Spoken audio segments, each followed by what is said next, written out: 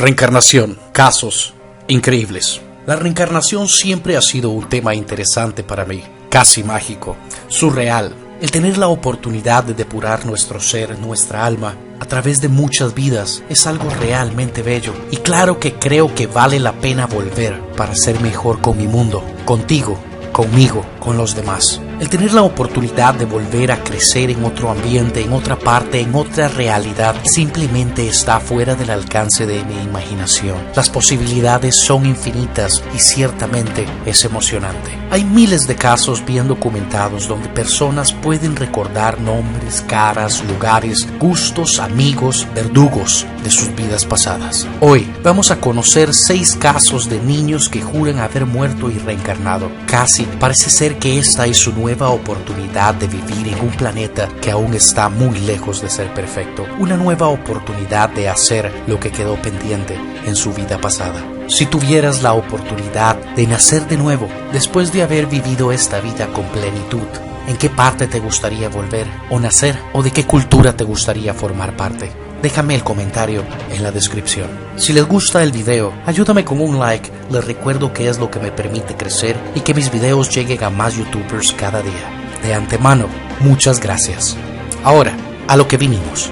Gus Ortega, este niño afirma haber existido en otra vida como su propio abuelo. Por increíble que parezca, este empezó a hablar del tema cuando tenía apenas 18 meses e hizo declaraciones bastante específicas. Se trata de uno de los casos más convincentes de reencarnación y de hecho está siendo investigado por Jim Tucker, un profesor de psiquiatría de la Universidad de Virginia. El pequeño afirma ser su abuelo Augie, quien murió en 1993 debido a un problema cerebrovascular. Con tan solo 1 año y 8 meses, Gus volvió a ver a su padre directamente a los ojos y le dijo, mientras este le cambiaba el pañal: cuando tenía tu edad, a mí me tocaba cambiarte. Intrigado, su padre llevó fotos antiguas a la casa y se las mostró a Gus. Lo que sucedió a continuación fue algo verdaderamente increíble. Su hijo, exaltado, casi gritando de felicidad, apuntó a una de las personas retratadas en las fotografías y sin dudarlo por un solo instante dijo: ¡Oh! ¡Ese soy yo! Gus recordó episodios de la vida de su abuelo que su padre apenas recordaba y guardaba en su memoria. Ian Hagedorn, un niño de 6 años, residente de Pensacola, hijo de María Hagedorn, afirma haber sido un policía de Nueva York que murió de un disparo. Ian sufre de una extraña enfermedad del corazón, de tal forma que cuando se esfuerza de más, sufre un desmayo. Antes de los 4 años ya había pasado por 6 cirugías debido a que su arteria pulmonar presenta defectos, provocando que su corazón no se desarrolle del lado izquierdo.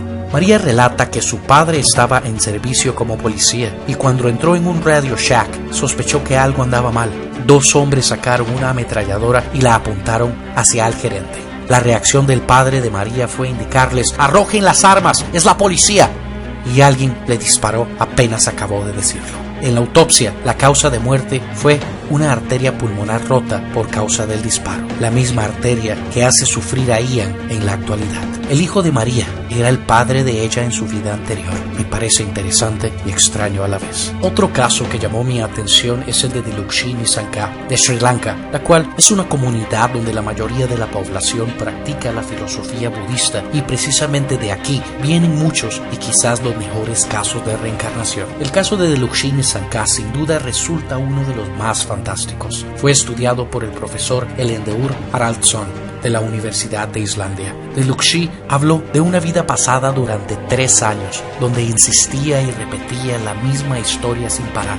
Sorprendió a sus padres cuando les reveló que no era su hija, que tenía padres en otro lugar y que murió en un lugar cerca de Dambulla, un sitio a 6 horas de viaje donde había un río al que cayó desde un puente mientras cruzaba. Para la familia Nissanka, sus recuerdos resultaron dolorosos. Siempre que hablaba de esto quedaba claro que Dilukshin no se sentía parte de la familia. Comenzó a hablar de su otra vida en la escuela Montessori. Cuando comían o dormían, ella hablaba de su otra vida, solo hablaba de su otra familia. Un periodista escuchó la historia y su caso fue publicado en el periódico. Pronto, la familia recibió una carta de un señor de nombre Ranantuga, quien reconoció reconoció la historia de Diluc-shi como la de su hija muerta. Los Nissankai hicieron un viaje de 6 horas hasta Dambulla para encontrarse con esta familia. En el camino, Diluc-shi reconoció el lugar y guió al automovilista hasta la casa donde moraba su antigua familia. Fue un encuentro verdaderamente emocionante y Diluc-shi parecía mucho más a gusto con esta familia. Shiromi, la hija de Ranantuga, tenía 6 años cuando murió ahogada al caer del puente. De las 20 declaraciones ofrecidas por Diluc-shi, 12 encajaban a la perfección y eran bastante específicas. James Leninger es otro interesantísimo caso. A este niño le gustaba jugar únicamente con una cosa: aviones y solamente aviones. Rechazaba cualquier otro juguete que sus padres, Andrea y Bruce, le daban. Solo quería aviones. Cuando cumplió 2 años, todo cambió. El niño comenzó a tener horribles pesadillas relacionadas con la aviación de guerra. Su madre solía despertarlo mientras gritaba cosas como «avión en llamas, el hombre no puede salir». Un video grabado por los padres muestra a James apenas de 3 años examinando un avión como si le estuviera haciendo una verificación previa al vuelo. Las pesadillas no cesaban y sus padres acudieron a la terapeuta Carol Bowman, dedicada al estudio del fenómeno de la reencarnación, quien trabajó en el caso y logró traer a la memoria del niño diversos recuerdos. Él detalló que era un piloto de caza y que su avión era un Corsair que siempre solía tener los neumáticos desinflados. Había sido impactado en el motor derecho por los japoneses en Iwo Jima. James llegó a decirle a su padre que había despegado de un navío llamado Natoma y que había volado algunas veces con alguien llamado Jack Larson. Luego de una investigación, Bruce, el padre de James, descubrió que el Natoma y Jack Larson en realidad existían. El Bahía Natoma era un pequeño portaaviones en el Pacífico y Larson vivía en Arkansas. Su padre se obsesionó y descubrió que el único piloto de la escuadra abatido en Iwo Jima se llamaba James M. Huston Jr. y tenía 21 años. Murió el 3 de marzo de 1945. Entonces empezó a creer que su hijo era la reencarnación de Huston y que había regresado porque tenía algo que terminar. La pareja Leininger decidió escribir una carta a la hermana de Huston llamada Anne Barron, contándole la historia del pequeño, y frente a tantos detalles que de algún modo el niño sabía, ella también empezó a creer. A pesar de los escépticos, este ha sido considerado el caso más documentado de reencarnación ya estudiado y resultó en un libro llamado El único sobreviviente, la reencarnación de un piloto de la Segunda Guerra Mundial, escrito por los padres de Bruce Leininger y Andrea Skagen Leininger, en colaboración con el novelista Ken Gross. Otro de los casos que les quiero contar es el caso de Luke Ruhlman. Erika Ruhlman está convencida de que su hijo fue una mujer llamada Pam, de 30 años, quien saltó desde un edificio en llamas en 1993. Erika le dijo al noticiero Fox que desde muy pequeño Luke mostraba obsesión con la seguridad, pero ella al principio pensó que no era más que una manía infantil. A la edad de 2 años, Luke comenzó a estar obsesionado con su nombre en la vida pasada y con su alter ego femenino. Erika decidió preguntarle a Luke por qué él estaba tan obsesionado con el nombre Pam. Fue en ese momento cuando Luke le dijo a su madre que recordaba perfectamente el proceso de la reencarnación. Le contó: bueno, yo era Pam, pero murió. Fui hasta el cielo y yo vi a Dios, y él me empujó hacia abajo, y cuando me desperté, yo era un bebé llamado Luke. Erika decidió seguir adelante y preguntarle: ¿recuerdas cómo moriste? El pequeño dijo que fue en un incendio e hizo un gesto con la mano como si estuviera saltando desde un edificio. Después de escuchar todos estos detalles, unos hechos que no pudo haber aprendido por sí mismo, Erika decidió investigar en los registros históricos en busca de cualquier información que pudiese respaldar la historia de Luke. Fue entonces cuando descubrió una antigua noticia sobre un terrible incendio en el Hotel Paxton de Chicago. El Hotel Paxton era un edificio residencial en un barrio mayoritariamente afroamericano que se incendió en 1993, donde murieron 19 personas. Pero lo más escalofriante de todo